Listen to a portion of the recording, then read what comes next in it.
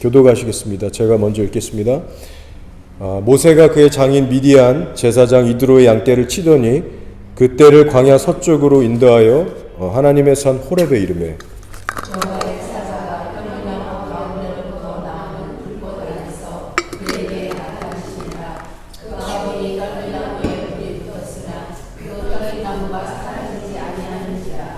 이에 모세가 이르되 내가 돌이켜 가서 이 큰 광경을 보리라. 떨기나무가 어찌하여 타지 아니하는고 하니 그때에 여호와께서 가까이로 옮겨오는 것을 보시니라. 하나님이 떨기나무 가운데서 그를 불러 이르시되 모세야 모세야 하시니 그가 이르되 내가 여기 있나이다. 하나님이 이르시되 이리로 가까이 오지 말라. 내가 선 곳은 거룩한 땅이니 내 발에서 신을 벗으라. 또 이르시되 나는 내 조상의 하나님이니 아브라함의 하나님 이삭의 하나님 야곱의 하나님이니라.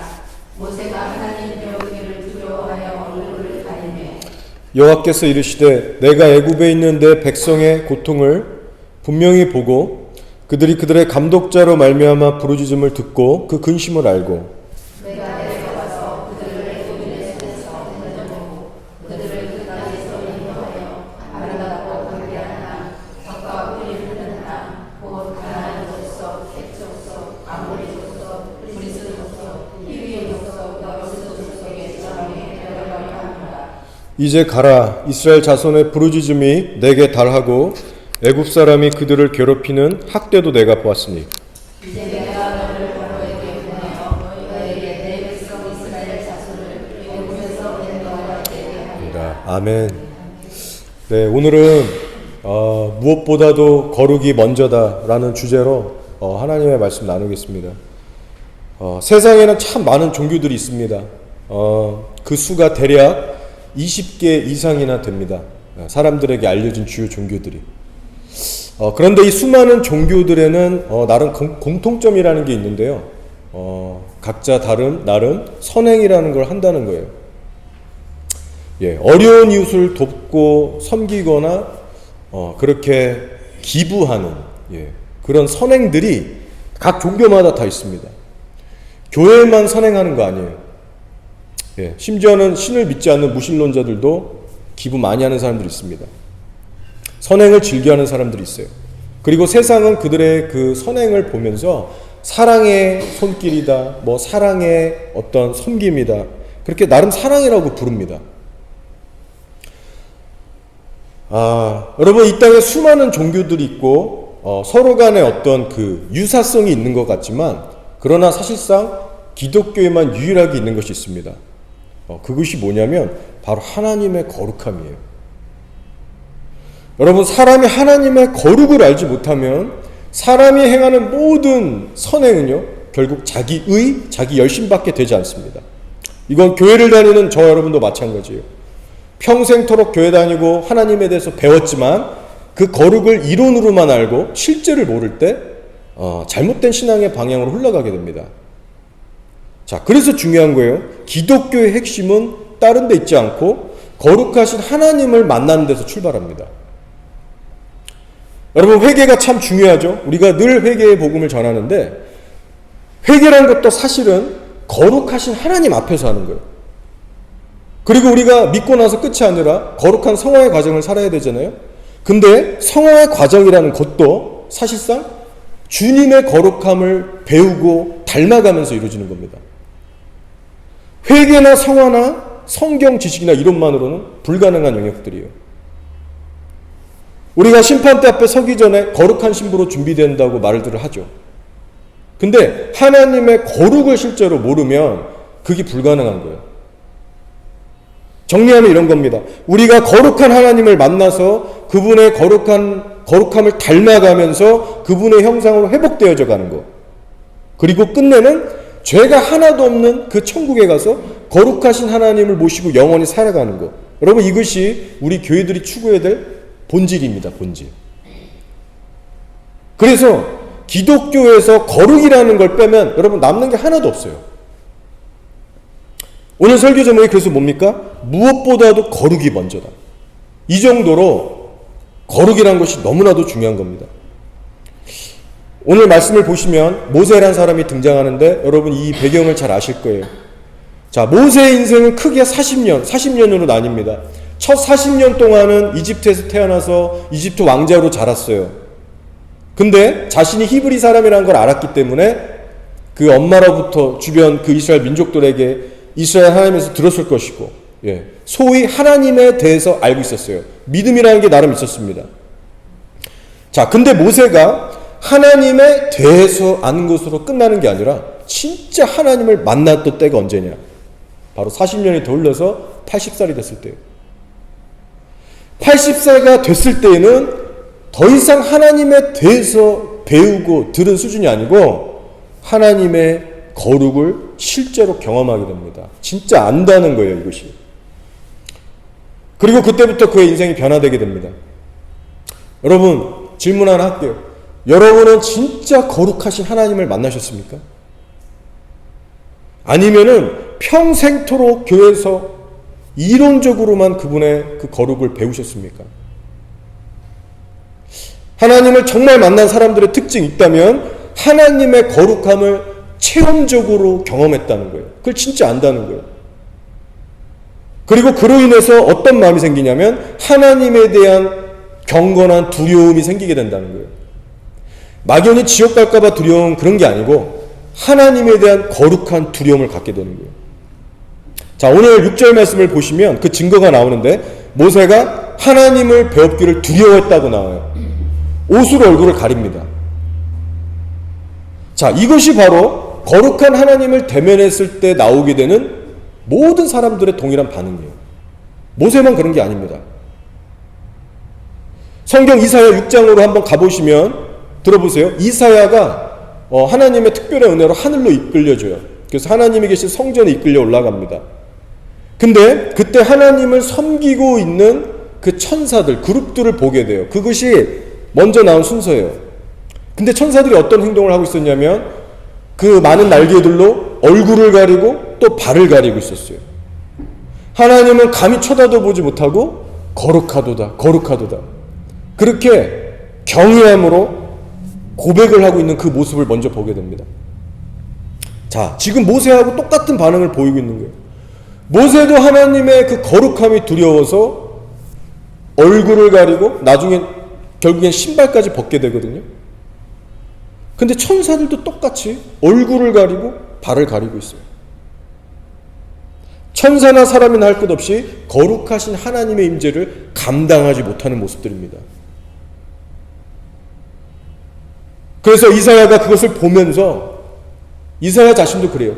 하나님의 그 거룩한 존재 앞에 딱 서보니까 탄식이 나오면서 내가 하루다 망하였도다. 내가 어쩔까 하면서 자신의 죄를 심각하게 깨달으면서 거기서 탄식이 나오는 거예요. 두려움에 사로잡히게 됩니다. 자, 여러분, 이렇게 우리가 평생 교회만 들락날락하면서 이론적으로 하나님의 거룩을 대하는 거하고 내가 실제로 거룩하신 하나님을 만나는 사건은 하늘과 땅 차이로 다릅니다. 그래서 마치 우리가 태양을 정면으로 보면 도저히 눈부셔서 우리가 똑바로 쳐다볼 수가 없잖아요. 선글라스를 끼든 눈을 피하든 고개를 돌리든 하는 것처럼 하나님의 거룩하심은 정말 내가 그것을 진짜 마주하게 되면 두려워할 수밖에 없고 엎드릴 수밖에 없는 거예요. 제가 예전에 나눈 적이 있지만 제가 초등학교 2학년 때쯤에 하나님께서 제 방에 저를 찾아오셨어요. 그 전까지 물론 교회 다니면서 나름 은혜도 체험하고 믿고 순수한 그런 거 있었습니다. 근데 처음으로 그날 제가 하나님의 거룩을 진짜로 알게 됐어요. 그분의 거룩하신 임재가 확 저를 엄습하는데 제가 살려달라는 말도 잘 안 나올 정도로 정말 하나님 앞에 고꾸라져서 신음소리 내면서 거룩함을 몸소 깨닫게 됐습니다. 그 후에 세월이 훌쩍 지났어요. 뉴질랜드 제가 오클랜드 마이랑기비라는 동네에서 살 때 고등학생이었어요. 그때 제가 철없는 참 고등학생이었는데 하나님의 주권적인 은혜로 제가 뭐 막 간절히 찾은 것도 아닌데 어느 날 방문을 딱 열고 들어가는데 하나님이 느껴지면서 저한테 막 방언을 주시고 혀가 막 돌아가고 그러더니 제 한 1m 떨어진 등 뒤에 이렇게 점점점 그곳에 임재가 이렇게 있더니 제 뒤에 서 계시는 거예요. 근데 너무나도 무섭고 한편으로는 너무 궁금해서 뒤돌아서 보려고 했는데 그러면 죽을 것 같은 마음이 들어서 볼 수가 없어요. 근데 이게 어떤 느낌이냐면 너무나도 거룩하신 그 빛이 제 세포 하나를 다 관통하는 것 같아서 이게 터져나갈 것 같은 그런 중압감, 어떤 그런 거룩한 빛 앞에 내가 막 터져나갈 것 같은 어떤 프레셔, 이런 게 있었어요. 정말 사람들이 믿거나 말거나 저는 분명히 제가 체험한 간증입니다. 자, 근데 제가 시간이 지나서 성경을 살피고 알게 되다 보니까 하나님을 만났던 사람들의 반응이 다 똑같더라고요. 물론 제가 그렇게 하나님을 만난 사건들이 있다고 해서 제가 갑자기 확 변한 건 아니에요. 막 거룩해진 건 아니에요. 근데 제 안에 확실하게 그 순간부터 새겨졌던 게 뭐냐면 하나님은 거룩하시고 인간은 악하다입니다. 그분의 거룩하심 앞에 서보게 되면 인간은 견딜 수 없다. 제가 그것을 알게 됐어요. 그게 내 안에 새겨졌어요. 그래서 제가 목사가 돼서 이렇게 많은 선행을 하고 좋은 일을 해도 제 안에 확실하게 이게 잊혀지지 않는 것은 내가 아무리 선행을 하고 섬김을 하고 봉사를 할지라도 내 의는 없다. 하나도 없다. 나는 아무것도 아니다. 이 고백이 제 안에 분명히 있습니다. 여러분, 우리가 거룩하신 하나님을 가까이 만나고 그분께 가까이 나아갈수록 반드시 일어나는 현상이 뭐냐? 우리의 의, 우리의 열심이라는 것이 산산조각 깨지게 돼요. 더불어서 인간적인 사명이나 비전 같은 것에서도 벗어날 수 있게 됩니다. 여러분, 거룩하신 하나님을 그렇게 만나게 되는 순간부터 우리의 신앙의 초점과 방향이 어디로 흘러가냐면요, 바로 하나님의 거룩성에 맞춰지게 되면서 내가 그분의 성품과 인격을 닮아가는 것, 정말 그 일을 최우선적으로 여기기 시작하는 거예요. 나는 거룩하니 너희도 거룩하라고 하셨는데 그분의 거룩을 추구하는 일이 교회의 어떤 사명이나 사역이나 어떤 그런 선행보다도 앞서게 되기 시작합니다. 자, 여러분, 오늘의 말씀을 보시면 오늘의 이 말씀의 흐름도 하나님께서 모세에게 사명이라는 걸 주시기 이전에 먼저 어떤 일을 하는지 아세요? 바로 거룩한 자신을 계시하시는 겁니다. 너 이집트 바로왕에 가서 내 백성들을 구원해내라. 내가 그 사명 줄게. 여러분, 이 사명을 주시기 이전에 먼저 떨기나무의 불타오르는 하나님의 거룩한 임재로 나타나셔서 모세가 가까이 오도록 이끄시면서 그리고는 당신의 거룩하심을 계시하는 거예요. 그 앞에 먼저 바짝 엎드려지게 하시는 겁니다. 사명이라는 걸 주시기 이전에 사명보다 크시고 그 사명을 주관하시는 하나님의 거룩을 계시하는 거예요. 자, 여러분, 이 순서의 성경적인 확증을 위해서 좀 전에 나눴던 이사야서 6장을 보시면 동일한 순서가 나옵니다. 자, 하나님이 이사야랑 천사들 앞에서 이렇게 얘기했어요. 탄식하시면서 내가 누구를 보낼꼬? 사명자를 찾고 계시는 거예요. 그때 이사야가 하나님 저를 보내세요. 내가 가겠습니다. 이런 목소리 반응을 보이죠. 근데 여러분, 마찬가지입니다. 이사야에게 사명을 주시기 이전에 먼저 이사야에게 했던 것은 모세에게 나타나셨던 거룩하신 하나님, 거룩을 계시하신 거예요. 거룩하신 하나님 앞에서 떨고 있는 스랍들을 먼저 보이게 하시고 그 다음에 본인도 화로다 내가 망하게 되었도다. 하나님의 정결하게 하시는 그 용서의 역사, 그게 없으면은 안 되는 거예요. 엎어지게 만드신 거예요. 그 거룩성 앞에. 그리고 그 후에 가서야 비로소 이스라엘을 향한 하나님의 마음을 오픈하시면서 누가 나를 위해서 가랴. 모세에게도 그렇고 이사야에게도 그렇고 그때 가서야 사명이라는 것을 알려주기 시작한다는 거예요. 여러분, 하나님께서는 오늘날에도 동일하게 역사하십니다. 저를 만나주신 주님도 저에게 사명을 구체적으로 주시기 이전에 오랜 시간 동안 거룩을 배우게 하셨어요. 쉽지는 않았지만 오랜 시간 동안 제가 어둠 속에서 떨면서 인내하면서 정말로 앞이 보이지 않는 그런 수년의 오랜 시간 동안 하나님이 그런 시간을 갖게 하셨습니다. 자, 여러분, 거룩이라는 히브리 원어를 보니까요, 코데시라고 하는데 무슨 의미가 있는지 아세요? 바로 구별, 떨어짐, 신성함이라는 이런 뜻이 있습니다. 예. 구별이라고 여러분이 기억하시면 좋을 것 같아요. 구별되다. 그래서 여러분, 거룩이라는 것은요, 뭐 성경책을 막 옆에 끼고 목소리 깔고 근엄하게 막 할렐루야 이런 게 아니에요. 어떤 느낌적인 느낌, 어떤 외형적인 거, 예를 들면은 뭐 교회 건물을 으리으리하게 막 샹들리에 해놓고 디자인 유리에 넣고 이런 게 거룩이 아닙니다. 아무리 성스러워 보이는 듯해도 목사들이 긴 가운을 입고 성찬식을 주려 해도 거룩한 게 아니에요. 그게 그 자체가. 자, 그러면 거룩은 한마디로 무엇이냐? 바로 구별입니다. 구별. 여러분, 구별이 안 되면 거룩이 아니에요. 거룩한 모양이 있는 것처럼 보여지지만 이렇게 교회 안에 실제로 구별이 안 돼 있으면 거룩이 아닙니다. 자, 어떤 구별이냐? 이 구별은 뭘 말하냐? 바로 타락한 세상과 섞이지 않는 구별입니다. 죄가 하나도 없으신 하나님께서 세상과 섞일 수 없는 것처럼 우리 성도들도, 나도 세상과 분리돼서 살아가는 거룩한 구별을 된 삶을 말하는 거예요. 그래서 하나님께서는 저를 계속해서 훈련시키셨어요. 계속해서 이 훈련만 시키셨어요. 지금도 받고 있습니다. 이 구별의 훈련을. 그러면서 이 거룩의 훈련을 거쳐가게 하시는 가운데 사명을 주시는 거예요.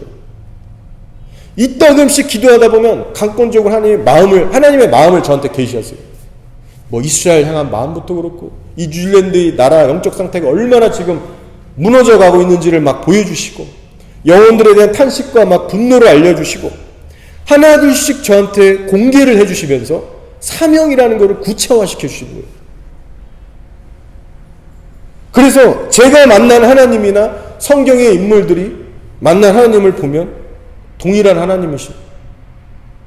어떤 비전이나 사명이나 섬김이나 봉사나 사역보다도 먼저 오는 것이 하나님의 거룩함에 대한 계시고 실제 그 거룩한 하나님과 동행하는 삶을 사는 훈련, 이거예요. 이거. 사랑하는 교회 여러분, 여러분이 현재 만나고 계시는 하나님은 어떤 분이십니까? 여러분을 정말 세상에서 구별케 하시는 그런 하나님이세요? 여러분으로 하여금 하나님의 거룩함 앞에 바짝 엎드리게 하시고 그 거룩을 닮아가게 하시는 그런 하나님이십니까? 하나님은 절대로 여러분들에게 무조건 열심히 봉사해라, 충성해라, 맹목적인 열심을 내라, 거기서 너의 삶의 만족과 기쁨을 찾아라, 보람을 찾아라, 그렇게 말씀하시지 않습니다. 먼저는 하나님의 거룩을 알고 너희도 거룩하라요. 그래서 호세아 6장 6절에 이런 말씀이 있습니다. 나는 인애를 원하고 제사를 원하지 아니하며 번제보다 하나님을 아는 것을 원하노라. 번제보다 하나님을 아는 것을 원한다고 하셨어요. 여기서 하나님을 안다는 것은 무슨 뜻인가요? 지적인 알미 아닙니다. 이것은 내가 온 관심을 하나님께 두면서 그분을 알아가기를 힘쓰고 닮아가고자 하는 거룩한 열정을 말하는 거예요. 여러분에게 그런 하나님을 향한 열정이 있으십니까? 오늘 우리가 하나님을 알고 싶고 만나고 싶고 닮아가고 싶은 그런 자세는 없으면서 교회에 나와서 열심히 봉사하고 교제하고 그렇게 예배만 왔다 갔다 한다면 주변 사람들에게는 인정받고 주변 사람들을 기쁘게 할지 모르지만 하나님을 기쁘시게 할 수는 없어요. 내 자신도 변화될 수 없습니다. 자, 게리 토마스라고 하는 한 목사님이 이런 주옥과 같은 말을 했어요. 한번 들어보세요. 거룩은 하지 않아야 할 일들의 목록을 만드는 것이 아니라 넘치도록 쏟아지는 영광의 물벼락에 흠뻑 잠겨 열정적으로 그리스도를 닮아가는 일이다. 이렇게 얘기했어요. 여러분 너무 중요하니까 다시 한번 들어보세요. 거룩이라는 것은 하지 않아야 할 일들의 목록을 만드는 것이 아니고 넘치도록 쏟아지는 영광의 물벼락에 흠뻑 잠겨 열정적으로 그리스도를 닮아가는 일이다.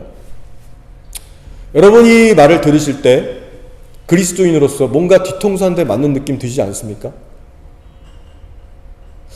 자, 지금 이 말의 의미가 진짜 뭔지 이 시간 여러분 한 번에 다 이해 못 하실 것 같아요. 근데 그렇다 하더라도 이거를 마음에 담아두시고 계속해서 묵상해 보시기 바랍니다. 자, 오늘날 수많은 교인들의 심각한 문제가 뭐냐면요, 그리스도를 열렬히 사모함으로 바라보지도 않으면서 신앙의 성장을 기대하고 있다는 거예요. 여러 집회 찾아다니고 각종 사역에 다 참여하고. 자, 그 내면에는 뭐가 있냐면요, 하나님에 대해서 나름 이미 다 안다라는 착각이 있어요. 그리고 혹은 사람 탓들을 합니다. 목사 탓, 교회 탓, 환경 탓. 다 착각들이에요. 웬만한 설교 여태까지 다 들어봤고, 내가 성경도 여러 번 봤고, 이 많은 것들을 아는 거예요. 머리가 커진 거예요. 근데 중요한 거는 그로 인해서 하나님을 간절히 찾지 않는다는 겁니다. 보면은 하나님에 대한 기대감이나 열정이 없어요. 무슨 뭐 어디 집회 가고 뭐 누구 왔다 이런 거는 막 가는데 하나님 자체에 대한 열정이 없다니까요. 소위 교회 이 짬밥이 되는 사람일수록 더 그렇습니다. 오래 교회 다니고 직분의 위치가 있어서 맡은 일도 좀 하고 적당히 이렇게 잘하는 분들, 이건 죄지 이건 죄 아니지 나름 잣대가 있어서 다 구분하고 판단하고 스스로 결단하고 결론 내리는 사람들, 나름 열심히 있는 사람들, 근데 예수님을 열렬히 사모하며 바라보는 그 거룩한 골방의 시간, 그 전심은 없어요. 그래서 얼마 안 가서 다 무너지고 맙니다. 경건의 모양은 있는데 실제로 거룩의 열매를 맺는 실제 삶이 없어요. 능력이 없어요. 속사람이 진정 변화되지 않습니다. 여러분, 지금 문제가 어디 있죠? 바로 게리 토마스 목사님이 말한 것처럼 방향성과 방법에 있어서 지금 다 잘못된 거예요. 거룩해지려면 우리가 무엇을 해야 하는가? 예수 그리스도를 집중해서 바라봐야 됩니다. 끝까지 멈추지 말고 간절히 바라봐야 됩니다.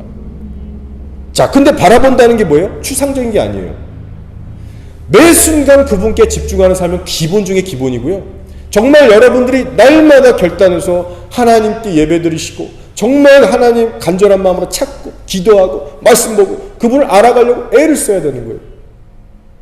여러분의 뜻을 바치고 의지를 드리고 내려놓을 것 다 내려놓으면서 하나님을 자꾸 선택하고 취하려고 하는 그런 자세, 적극적으로 그분을 찾는 걸 말하는 거예요. 여러분, 분명히 말씀드립니다. 교회에서 맡은 일에 성실한 정도로는 신앙의 성장이 있을 수가 없어요.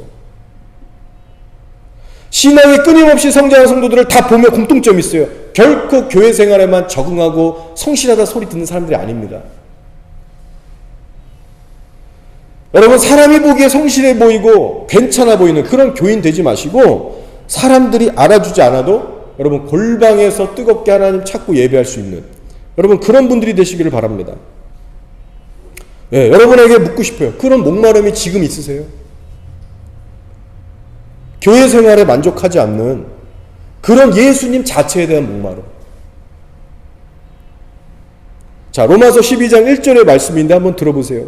그러므로 형제들아, 내가 하나님의 모든 자비하심으로 너희를 권하노니 너희 몸을 하나님이 기뻐하시는 거룩한 산제물로 드리라. 이는 너희가 드릴 영적 예배니라라고 했어요. 자, 여러분, 이 말씀은요 기독교의 핵심 구절입니다. 십자가의 핵심이에요. 잘 들어보시면 이렇게 얘기하지 않습니다. 형제들아, 먼저 선행에 열심을 내라. 형제들아, 우선 이웃을 열심히 섬겨라. 사명에 먼저 충실해라. 여러분, 이렇게 말하지 않습니다. 뭐라고 하냐면 먼저 너희가 해야 될 일이 있는데 너희 자신부터 하나님께 바쳐라. 어떤 선행보다도 남을 돕는 일보다도 너희 자신을 거룩한 산제물로 드려라. 여러분, 이게 신앙생활의 핵심이에요. 내 자신부터 구별하여 드리는 것입니다. 신앙의 본질은 일이나 선행 그 자체에 있지 않아요. 저도 사역자로서 하나님을 이렇게 배워가고 있습니다. 점점 좀 알아가고 있어요. 근데 제가 시간이 가면서 점점 깨닫게 되는 진실한 고백이 뭐냐면요, 제가 거룩하지 않으면, 물론 부족하죠, 항상 노력해도. 그렇지만 제가 경건의 이 삶을 추구하지 않으면 하나님을 위해서 아무것도 할 수 없다라는 결론을 제가 깨닫게 됐어요. 여러분, 거룩하지 않으면요 영적으로 무능한 자가 됩니다. 저는 그걸 느끼겠더라고요. 자, 근데 여러분, 이것이 저의 어떤 개인적인 견해가 아니고 성경의 말씀이 그래요. 유다서 1장 20절의 말씀이 이렇습니다. 사랑하는 자들아, 너희는 너희의 지극히 거룩한 믿음 위에 자신을 세우며라고 했어요. 진짜 중요한 말씀입니다. 뭐라고 하냐면 그냥 믿음이 아니고 지극히 거룩한 믿음 위에 너희 자신을 세우라라고 얘기하고 있어요. 자, 이 말씀에 의하면 여러분, 믿음 따로 거룩함 따로입니까? 믿음과 거룩함이 서로 분리될 수 있나요? 아니요.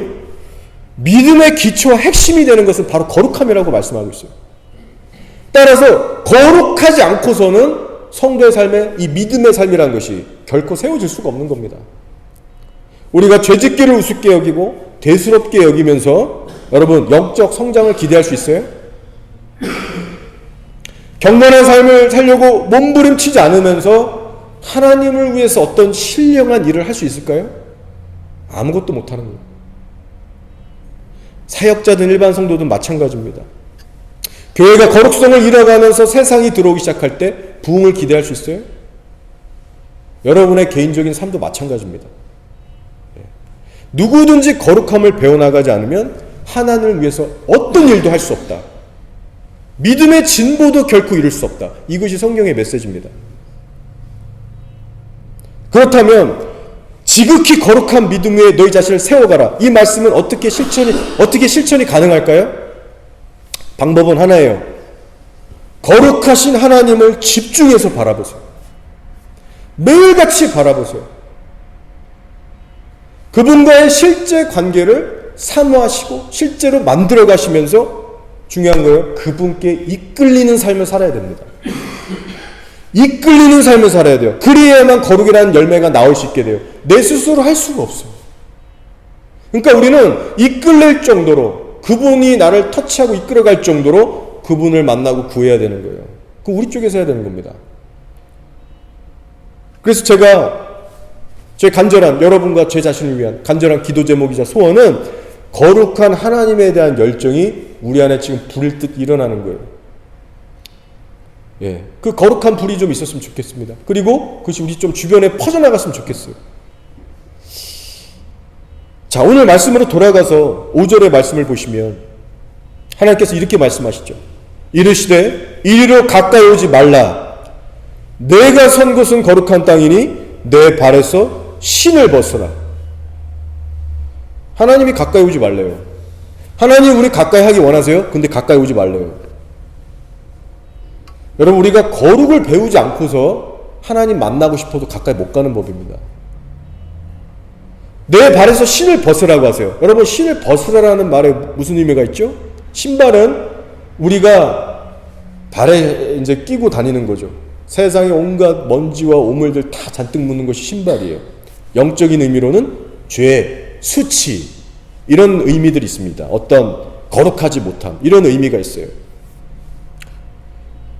그래서 자신에게 가까이 다가오려는 모세에게 하나님께서 말씀하십니다. 여기는 거룩한 땅이니 신을 벗어라. 스탑하고 신을 벗으라는 거예요. 자, 근데 이때 당시 모세의 상태를 잠깐 생각해 보면요, 세상적으로는 모세 괜찮은 사람이었습니다. 80년 세월 뒤돌아보면 누구 이유 없이 괴롭히거나 간음하거나 술 먹고 방탕한 삶이 아니고 나름 그 왕자 교육 다 받으면서 나름 절도 있고 정의를 행할 줄 아는 그런 멋진 사람이었어요. 그리고 떨기나무에서 지금 하나님을 만났던 이 순간조차도 성실하게 양치다가 만났습니다. 범죄하다가 만난 게 아니에요. 근데 하나님 곁으로 가까이 가려고 하다 보니까 자신의 신발을 벗을 수밖에 없는 더러운 상태인 걸 깨닫게 됐다는 거예요. 새롭게. 여러분, 제가 지금 뭘 말씀드리려고 하냐면요, 우리가 성도로 살면서 우리가 선을 행하던 자리이든 아니면 악을 행하는 범죄의 현장이든 상관없이 하나님은 모든 상황 속에서 우리들의 죄를 발견하게 하시고 다루시는 분이라는 거예요. 제가 노숙자 사역을 하다 보면요, 착한 노숙자들이 있는 반면에 정말 거칠고 성격이 세서 다가가기 힘든, 정말 상대하기 싫은 그런 분들이 있습니다. 근데 예의를 지킬 줄 알고 착하고 고맙다라는 말도 자주 하는 그런 노숙자분들 섬기는 건요, 너무 쉽고 재미도 있고 보람도 되고 어려울 게 하나도 없어요. 근데 반대로 툭하며 화내고 고마운 줄도 모르고 욕하고 행패 부리고 이런 분들에게는 사랑 실천하는 게 여간에 힘든 게 아닙니다. 자, 근데 하나님은 어떻게 일하시느냐? 꼭 이 사역 좀 편하고 익숙해진다 싶으면 꼭 나 어렵게 하는 사람들 종종 만나게 하셔가지고, 여러분, 제가 죄를 짓는 현장이 아니에요. 그 섬기는, 그 선행을 하는 섬김의 현장에서 나의 영적 상태를 드러내시는 거예요. 나의 악을 드러내시는 거예요. 사랑 없음, 매정함, 용서치 못함, 딱 선 긋고 거기까지 하려는 그런 얄팍한 마음들, 그만두고 싶은 마음들, 이런 거 드러내시는 거예요. 제가 어떤 죄를 범하거나 악을 행하는, 그래서 누가 봐도 이건 죄지라고 하는 그런 죄를 짓는 현장에서 그런 깨달음이 오는 게 아니고, 선행을 한다는 그 나름 섬김의 자리에서도 우리의 완악함을 보게 하세요. 여러분, 이것이 주님의 거룩이에요. 제가 예전에 저를 너무 힘들게 했던 그 노숙자들 얘기했죠. 뭐 제가 모처럼 휴가 맡아서 가려고 했는데 하루를 그냥 망쳐놓은 분. 저를 힘들게 하는 사람들한테 가끔씩 전화가 올 때마다 지금도 그래요. 받기 싫은 마음이 들 때가 있어요. 전화가 띠리리 울리면 막 속에서 좀 갈등도 일어나고, 이거 받아야 돼 말아야 돼. 지금도 그렇습니다. 하필 또 전화 오는 타이밍 보면은 제가 정말 바쁘거나 이렇게 좀 애매한 상황들이 올 때가 특히 많아요. 갈등이 나요. 받아야 되나 말아야 되나. 결국 부인하면서 받아요. 그리고 뭐 원하는 거 이렇게 섬겨주고 순종합니다. 근데 제 안에 찝찝해요. 왜냐? 자발적으로 못한 내 자신을 보고 복종, 순종을 하고 있지만 찝찝한 거예요. 제 스스로. 내가 하나님 앞에 이거밖에 안 되는구나. 목사 자격이 있나 나한테? 왜 더 사랑스러운 마음으로 자발적으로 섬기지 못할까? 여러분, 하나님께서 원수까지 분명히 사랑하라고 하셨죠? 근데 우리가 너무 자주 잊고 있는 말씀들이에요. 원수는커녕, 여러분, 우리 사람이란 존재는요, 선행도 골라가면서 하려는 그런 악한 자들입니다. 여러분은 어떠세요? 선행을 행할 때, 여러 가지 봉사, 섬김, 사역을 해나가실 때 상황 봐가면서, 사람 골라가면서 하신 적 혹시 있으십니까? 근데 저 같은 경우에는, 제가 아는 하나님은요, 그렇게 못하게 하시더라고요. 근데 교회를 가만히 보니까 우리들에게 참 이것이 필요한 훈련 같아요. 우리들이 어떤 섬김이나 봉사를 할 적에 내 체질에 맞고, 내 상황에 맞고, 내가 원하는 것만 골라서 하는 경우들이 허다합니다. 내가 원하는 사람들 곁에서 팀을 이뤄서 봉사하고 싶고, 내가 잘할 수 있는 것, 신나서 할 수 있는 것, 그래서 사람들에게 칭찬받고 인정받을 수 있는 것, 이런 것들을 주로 하는 거예요, 다들. 한번 우리의 모습은 주님 앞에서 어떠한가, 점검해 볼 필요가 있는 부분입니다. 자, 이제 한 가지만 더 나누고 마칠게요. 이 실제적인 부분인데요. 우리가 선을 행하던 악을 행하던, 우리가 모든 삶의 현장에서 이제는 하나님께 집중하고 바라보는 훈련을 해야 됩니다. 그래야 우리가 즉각적으로 듣고 반응할 수 있거든요. 자, 그렇게 거룩을 우리가 배워가야 되는데, 그렇다면 이제부터 우리가 평소에 어떤 신앙생활로 돌입해야 하는가, 이 구체적인 방법을 단순하지만 나누고 이제 마치려고 합니다. 자, 여러분 이미 다 아시는 정답들이에요. 뭐냐면 꾸준하고 지속적인 말씀 묵상과 기도 생활 반드시 하셔야 된다는 겁니다. 자, 지금도 보세요. 지금까지 제가 이런저런 말씀들 대면서 여러분에게 계속 던지잖아요. 뭐 이런 간증도 하면서. 그러니까 여러분 생각과 마음에 뭐가 들어요? 아, 하나님이 거룩하라고 하셨지? 그래, 우리 거룩하게 살아야겠다.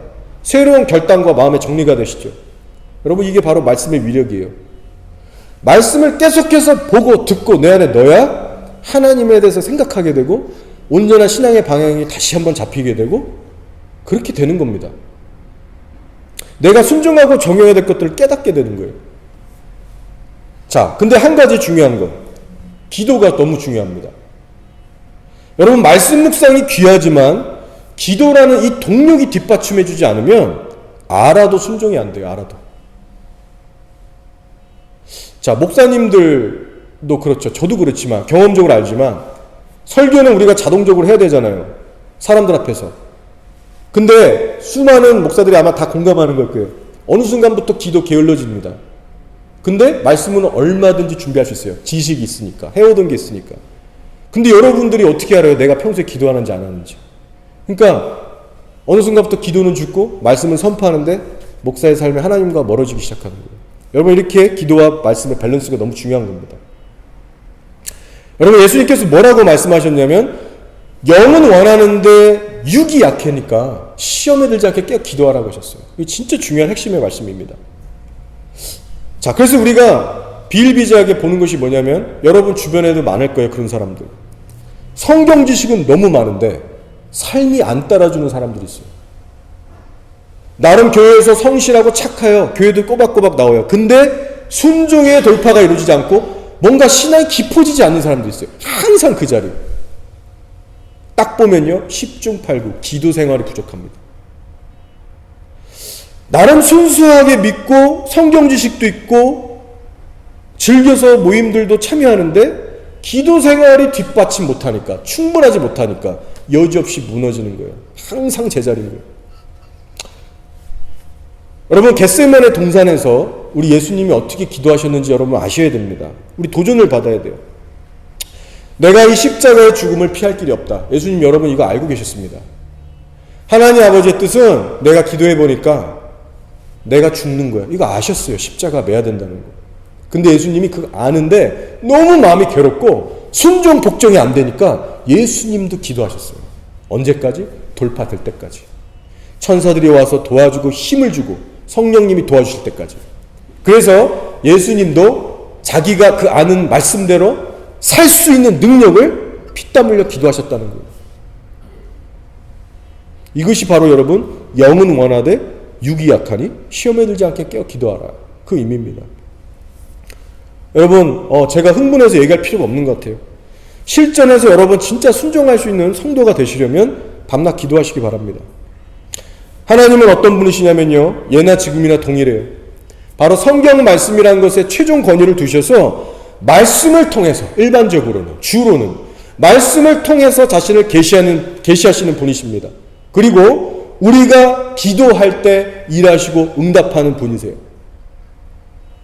따라서 말씀의 기도에 충분한 시간을 가지지 않는 성도, 말씀과 기도, 이거 충분히 하지 않은 분은 하나님을 제대로 알 수도 없고 그분과 동행할 수도 없습니다. 자, 이제 설교를 정리하고 마칠게요. 진짜 오늘 거룩한 하나님에 대해서 나눴는데요, 제가 이 설교를 준비하면서 과거 신혼 초 때 어떤 일이 생각이 났습니다. 제가 아내랑 결혼을 하고 하와이로 신혼여행을 갔는데 거기가 이제 미국령이잖아요. 제가 좋아하는 옷 브랜드 가게가 딱 하나 있는 거예요. 우리가 머물던 근처에. 야, 여기는 이런 옷들도 파는구나. 좀 더 싸고 종류도 많고. 그래서 우리 막 그 돈도 막 모은 거 많은데 후드티니 뭐 면티 바지 막 잔뜩 샀습니다. 아내랑 저랑 신나가지고 오래오래 두고 입으려고요. 근데 나중에 한국에 와서 보니까 하필 알게 된 게, 그 옷 회사가 추구하는 방향이 비성경적이고 동성애들 막 이렇게 서포트하고 너무 좋지가 않은 거예요. 근데 하필 그 영적 시즌이 어느 시기였냐면, 하나님께서 저에게 막 영적 세계 다 민감하게 열어주시고 좀만 거룩하지 않은 거 있으면은 막 토 나오고 영적 전쟁 맨날 하고 축사하고 막 십자가 도 안에서 막 그런 걸 열어주실 때였어요. 하필 그런 시즌에 그 옷의 배경을 알게 됐고 기도를 하는데 그때부터 제 마음에 갈등이 오기 시작하는 거예요. 부담이 오는 거예요. 이 옷을 입어야 되나 말아야 되나. 결론적으로는요, 어느 주에 금요 철야 기도가 끝난 후에 12시가 넘었던 것 같아요. 새벽 아파트에 이제 아내하고 돌아와서 함께 결단했어요. 그 전까지 이제 갈등 씨름이 있었죠. 나누고 서로 기도해보자 결단했어요. 그 옷들을 전부 들고 이렇게 쌓이더라고요. 수북히 그 갓 산 옷들을 다 들고 버리기에는 아까워서 누구라도 입어라. 그래서 아파트 지하 밑으로 내려가면 그 옷 분리수거함 이런 거 있잖아요. 거기에 이제 다 넣어버렸어요. 근데 제가 이 설교를 준비하는데 이때 일이 생각나면서 이런 생각이 드는 거예요. 그래, 내가 그때는 그렇게 순수하고 열정적이었지. 거룩하신 하나님을 생각하면서 입는 옷, 그 별관이 입는 옷까지도 내가 구별하려고 했었지. 내가 그렇게 심각하게 하나님의 그 거룩성에 민감했을 때가 있었지. 그때가 생각나면서 지금의 나는 얼마나 때가 묻고 있는 것일까? 그 후로 약 7년이 흘렀어요. 그때 비하면 지금 더 좋은 집 있고 더 좋은 차 있고 더 좋은 환경에서 살고 있습니다. 근데 그때만큼의 주님을 향한 그 거룩한 마음이 내 안에 지금 얼마나 남아있는가? 하나님이 허락하신 이 환경들 속에서 나는 더 세상으로 어떻게 더 구별되어지고 있나? 혹시 하나님은 그때 나를 더 그리워하고 계신 건 아닐까? 이런 생각이 들면서 마음이 슬프기도 하고 회개도 되고 다시 한번 결단하게 됐어요. 하나님의 은혜가 있었어요. 거룩한 열망이 조금씩 더 피어오르기 시작했습니다. 이 시간 여러분들에게도 도전할게요. 정신없는 세상사에 치이고 매이시면서 거룩함에 대한 열정은커녕 그냥 그저 그런 마음으로 여러분 살고 계시다면 그 마음부터 오늘 회개하시고 돌이키시는 여러분 되시길 축복합니다. 여러분, 하나님이 기대하시는 것은 분명해요. 내가 거룩하니 너희도 거룩해라.